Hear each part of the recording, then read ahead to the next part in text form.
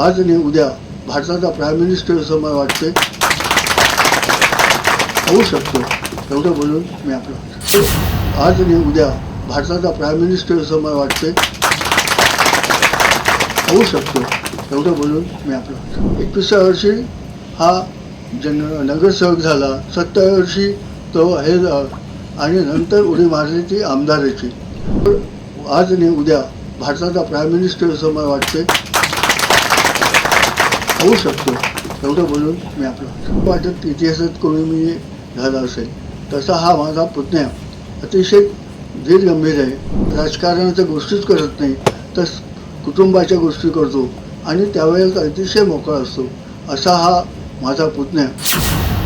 गोविंदाचं काम असं आहे की एखादी गोष्ट घेतली मनात तर तो पूर्ण करत असे, कुठे थांबत नसे. एकदा ठरलं की ठरलं. आणि विचाराची त्याचा अभ्यास तो म्हणजे खरोखर अलौकिक आहे. तो लॉ कॉलेजमध्ये असताना तो आणि त्याचा मित्र दोघंही इतके वादविवादात पडू की नागपूरमध्ये जितक्या काही कॉलेजच्या कॉम्पिटिशन व्हायच्या वादाविवाद त्यात हे दोघं असले की समजायचे की कलश यांच्याचकडे आला असे हे याचं तर काम होतं. एवढंच नाही तर वयाच्या 21व्या वर्षी हा नगरसेवक झाला, 27व्या वर्षी तो हे आणि नंतर उडी मारली ती आमदाराची. आणि आमदारांच्या ह्याच्यात त्यांनी ज्या लोकांचा परिचय म्हणजे दबदबा होता, काँग्रेस त्यावेळेला मोठ्या प्रमाणात होती, अशा स्थितीत तो लढला.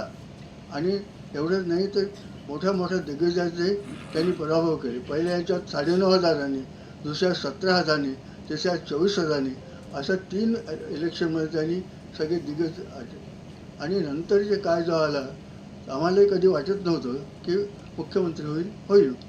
काय होतं त्याच्या जन्माच्या वेळेला त्याची जन्मानंतर जी पत्रिका झाली त्या पत्रिकेत माझ्या वडिलांनी बघितलं आणि सांगितलं की हा घराण्याचं नाव रोशन करेल. पण एक गोष्ट आहे की त्याच्यात चंद्रबळ कमी आहे. मग चंद्रबळ कमी आहे म्हटल्यानंतर त्याच्याकरता जे काही हे करावं लागतात ते केले त्यांनी. आणि खरोखर पण त्यावेळेला आम्हाला असं वाटत नव्हतं कारण लॉ कॉलेजमध्ये तो पहिला आला. गोल्ड मेडलिस्ट त्यांनी हिंदू लॉमध्ये केलं आणि अतिशय वक्तृत्व असल्यामुळे हा याच्यातच चमकेल असं वाटत होतं. निष्णात कायदेशीर होईल असं वाटत होतं. पण तसं न होता म्हणजे जीवनात कलाटणी कशी मिळते किंवा जीवनात बदल कसा घडतो तो हा. काही दिवस अनेनकडे प्रॅक्टिसला जात होता. अनेननाही वाटत होतं आणि हे नागपुरातले अतिशय पहिल्या नंबरचे वकील त्यांच्याकडे काम करत होते.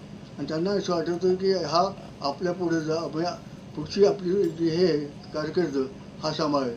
पण घडायचं वेगळंच होतं. आणि संघाच्या काही त्यांना जनसंघात भाजपा पाठवलं आणि तिथून त्याची जी झाली तर पहिल्या वेळेला, दुसऱ्या वेळेला, तिसऱ्या वेळेला तो निवडून आला. खरोखरच इतक्या स्फूर्ती इतक्या लहान वयात मला नाही वाटत इतिहासात कोणी मी झाला असेल तसा हा माझा पुतण्या अतिशय धीरगंभीर आहे. घरी असला की त्याच्या खोड्या चालू असतात. तो घरात राजकारणाच्या गोष्टीच करत नाही तर कुटुंबाच्या गोष्टी करतो आणि त्यावेळेस अतिशय मोकळा असतो असा हा माझा पुतण्या. खरोखर आज आणि उद्या भारताचा प्राईम मिनिस्टर असं मला वाटते होऊ शकतो. एवढं बोलून मी आपलं धन्यवाद.